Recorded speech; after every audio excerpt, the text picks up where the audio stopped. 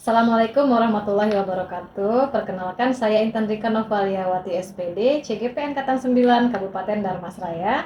Kali ini akan melakukan observasi terhadap salah satu guru di SMA Negeri 1 Timpe, yakni Ibu Eis Marniati Sari. Halo Bu Eis. Halo Bu Intan. Iya, terima kasih ya Bu Eis sudah meluangkan waktunya untuk nanti saya observasi.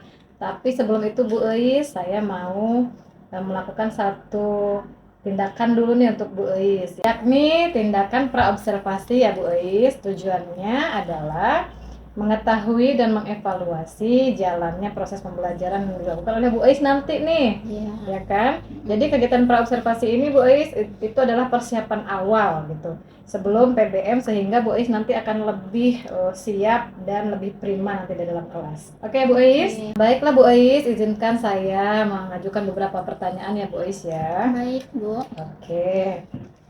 Kira-kira tujuan pembelajarannya apa nih Bu Eis dalam proses PBM nanti yang akan dilaksanakan? Oke, saya di sini memakai 3 tujuan pembelajaran ya. Yang pertama itu menjelaskan proses terjadinya vulkanisme. Oke. Yang kedua, saya menganalisis jenis tipe gunung api. Nah, gunung api ini bisa terjadi di Indonesia ataupun di dunia. Oke. Yang ketiga, menganalisis dampak vulkanisme bagi kehidupan. Itulah tujuan pembelajaran yang akan saya lakukan. Oke, baik Bu Eis. Berarti ada 3 ya tujuan pembelajaran Bu Eis ini yang nantinya akan dilaksanakan di dalam proses pembelajaran. Selanjutnya Bu Eis, kira-kira nih area pengembangan apa yang akan Bu Eis kembangkan atau yang hendak Bu Eis capai? Pengembangan ini saya melakukan 2, yaitu pengetahuan dan keterampilan. Nah, kalau pengetahuan saya mengembangkan proses dari aktivitas vulkanisme, yang mana saya menampilkan video sebagai proses pembelajarannya. Yang kedua, pengembangan keterampilan.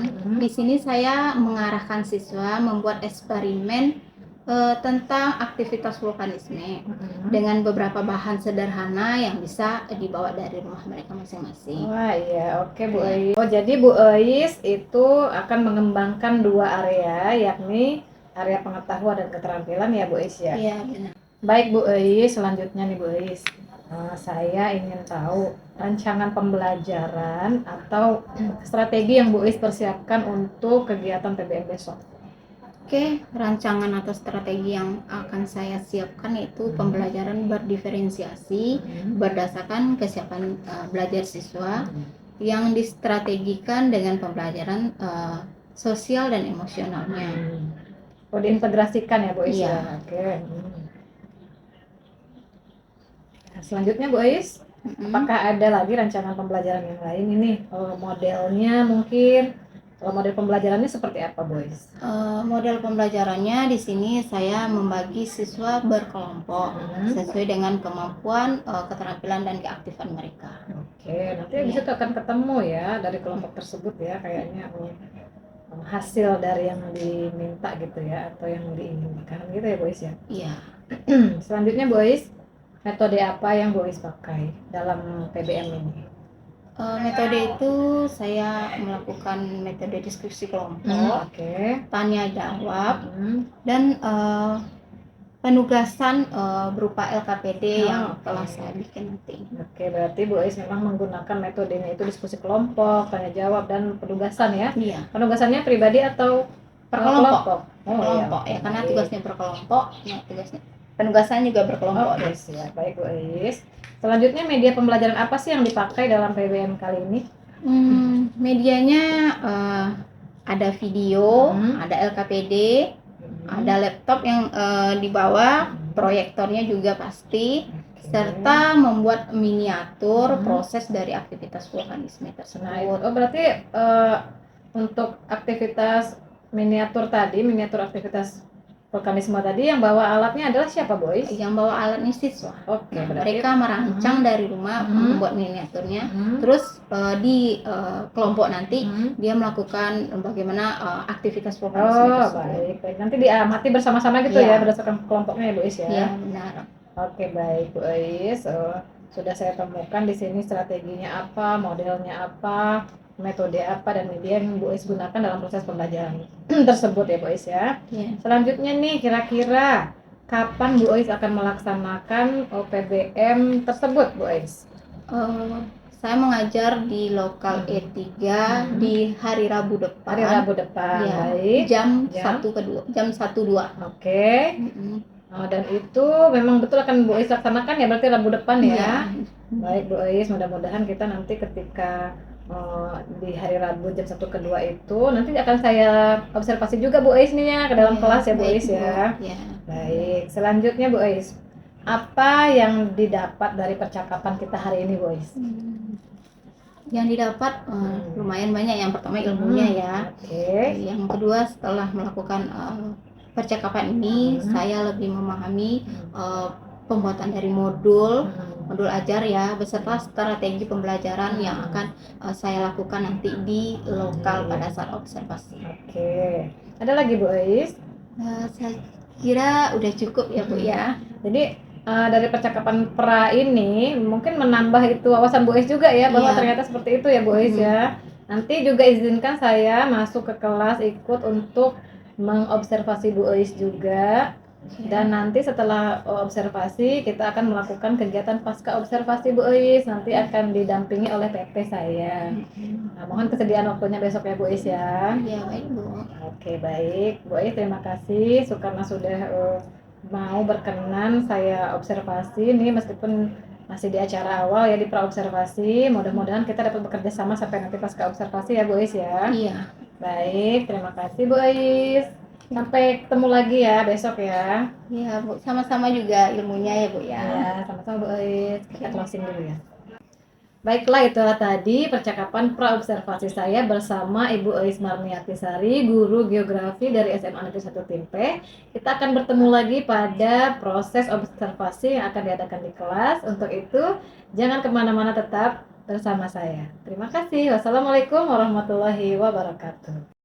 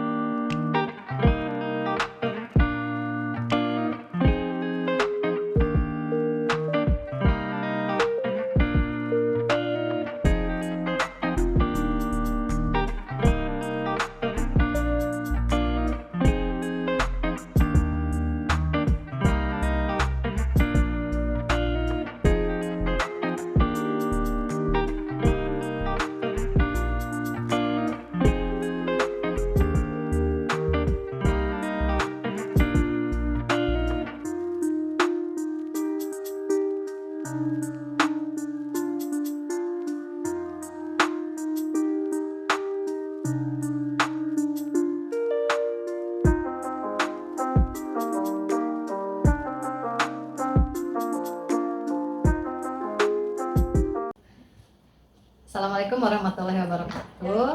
Kembali lagi bersama saya Intan Rika Novaliawati SPD CGP Angkatan 9 Kabupaten Dharmasraya dari SMA Negeri 1 Timpe bersama rekan saya yaitu Ibu Eis Marniati Sari dan pengajar praktik saya Ibu Harlini SPD. Selamat pagi Ibu-Ibu. Selamat pagi Bu Intan. Ya, terima kasih sudah menyediakan waktunya ya Ibu-Ibu untuk dapat menghadiri kegiatan percakapan pasca observasi di kelas kita ya, Bu Ais dan Bu Leni. Baik Ibu, saya minta izin ya untuk mengobservasi rekan saya. Silakan lanjut. Ya baik, Bu Ais. Jadi tujuan kita hari ini melaksanakan pasca observasi dari yang sudah kita lakukan sebelumnya adalah mendiskusikan hasil pelaksanaan observasi kemarin Bu Ais. Apakah nanti ditemukan kendala-kendala dan sebagainya, nanti akan kita bahas secara bersama ya Bu Ais ya. Iya Bu. Baik, saya sebelumnya ingin tahu nih perasaan Bu Ais saat diobservasi, gimana perasaannya Bu Ais? Perasaan saat diobservasi yang mungkin tegang bisa terjadi, Ah. grogi mungkin terjadi, karena ada pengawas di belakang kita ya melihat gaya pembelajaran kita. Oke. Apakah itu mempengaruhi Bu Ais terhadap performa Bu Ais selama mengajar? Enggak juga sih. Area pengembangan apa saja yang Bu Ais kembangkan dalam proses pembelajaran kemarin? Area pengembangan saya mengambil dua, yaitu pengetahuan dan keterampilan. Kalau pada area pengetahuan itu menjelaskan proses vulkanisme, menganalisis jenis gunung api, dan menganalisis dampak vulkanisme bagi kehidupan. Terus untuk keterampilannya saya membuat praktikum simulasi proses terjadinya erupsi. Oke. Apakah ada tahapan-tahapannya di area pengembangan tersebut? Tahapannya saya cuma membuat perangkat pembelajaran, terus ditambah dengan membuat miniatur untuk proses terjadinya erupsi tersebut. Nah, jadi area pengembangan yang sudah berhasil menurut Bu Ais yang sudah terjadi di kelas kemarin itu apa saja Bu Ais? Menurut saya area pengembangan sudah dilakukan dengan baik, namun mungkin ada beberapa kekurangannya ya. Kekurangan yang saya lakukan waktu dalam pengembangan pembelajaran yaitu terjadinya di dalam kelas adalah beberapa siswa tidak ingin terlibat dalam kegiatan proses pembelajaran, dan siswa itu menjadi tidak aktif dalam kelompoknya. Oh begitu ya. Menurut Bu Ais, kenapa sih kendala itu terjadi? Kenapa anak-anak tidak aktif gitu ketika mengikuti pembelajaran di kelas, Bu Ais? Mungkin ya, kalau kenapa siswa itu tidak aktif, ada beberapa, satu dengan dua orang. Dibilang mungkin kelompoknya terlalu banyak. Sama bikin kelompok itu adalah 5 dan 6 orang. Oke. Berarti untuk kedepannya bagusnya berapa sih banyak anggota kelompoknya Bu Ais? Mungkin karena 5 dan 6 saya bikin kemarin itu terlalu banyak, maka 3 atau 4 ya, mungkin 3-4 itu siswa itu bisa itu menjadi pas ya gitu ya. Kalau untuk kegiatan kemarin itu berarti anggota kelompoknya pas 3 orang saja. Jadi aktif semua kayaknya ya gara-gara 3 orang aktif tersebut. semuanya. Baik. Selanjutnya Bu Ais, adakah tindak lanjut yang akan Bu Ais lakukan ke depannya setelah mengetahui kekurangan yang terjadi di kelas dan sudah menemukan solusinya nih? Untuk ke depannya kira-kira tindak lanjut dari Bu Ais apa? Mungkin tindak lanjut yang saya lakukan di sini dilihat dari gaya belajar anak nanti ya. Oke. Maka dikelompokkan. Mungkin ada anak yang gaya belajarnya ada visual, auditori ya, dan ada juga anak yang kinestetik ya. Mungkin di sana lah bagaimana kita kelompokkan anak tersebut. Apakah setelah mengelompokkan anak tersebut nantinya akan kelihatan hasilnya lebih bagus lagi Bu Ais? Kayaknya begitu caranya lagi untuk anak itu supaya aktif. Nah, kelompoknya juga dikurangi seperti tadi. Baik, itu sudah bagus ya Bu Ais ya. Ya, pertanyaan selanjutnya, apa yang sudah Bu Ais lakukan pada saat mengajar? Maksudnya yang menjadi indikator ketercapaian pengembangan yang Bu Ais inginkan nih. Kalau untuk pengetahuan apa indikatornya? Kalau untuk keterampilan apa indikator ketercapaiannya? Silakan Bu Ais. Kalau untuk pengetahuan saya mempunyai 3 indikator, keterampilan saya mempunyai 2. Indikator pengetahuan yang saya lakukan di sini itu menjelaskan proses vulkanisme. Yang kedua, menganalisis jenis tipe gunung api. Yang ketiga, menganalisis dampak vulkanisme bagi kehidupan. Sedangkan untuk indikator keterampilannya ada 2, yaitu praktikum membuat simulasi proses erupsi gunung api dan menyajikan laporan hasil simulasi proses erupsi gunung api. Berarti ada 5 untuk pengetahuan, ada 3 untuk pengetahuan ya Bu Ais, dan untuk keterampilan ada 2. Emang sudah saya amati juga kemarin itu ini sesuai deh dengan ini ya, dengan indikator yang Bu Ais inginkan. Baik Bu Ais, izinkan saya menyampaikan ya hasil observasi kita kemarin ini di kelas.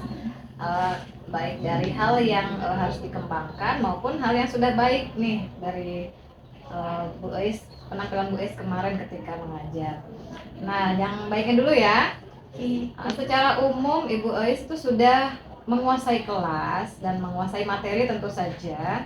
Selanjutnya juga sudah menyampaikan tujuan pembelajaran sehingga anak-anak memahami nih kita kegiatannya mau ngapain aja di awal ini gitu kan. Kemudian penggunaan waktu Bu Ais juga sudah efisien ya. Sudah pas, bagus sekali. 10 menit pembukaan, 70 menit inti, 10 menit kemudian itu penutup, itu sudah bagus. Nah, namun ada hal yang harus dikembangkan sepertinya, gitu ya.